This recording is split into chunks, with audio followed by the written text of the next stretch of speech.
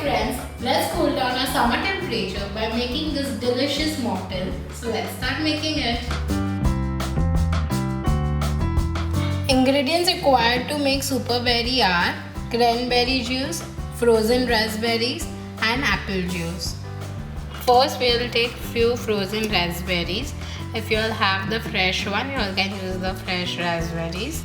In that we will add around 50 ml cranberry juice, 50 ml apple juice.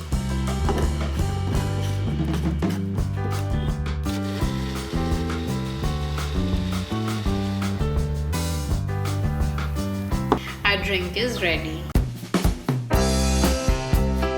Ingredients required for virgin strawberry colada are ice, pineapple juice, coconut cream and strawberry pieces. First, take 3 to 4 strawberries and cut them into pieces. I had frozen them for 2 hours. In that, add 50 ml coconut cream, 100 ml pineapple juice, few ice cubes, and now just blend this.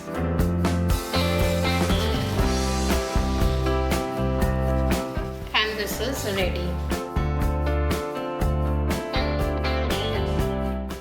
I hope you all enjoyed watching our super berry and virgin strawberry colada mocktail.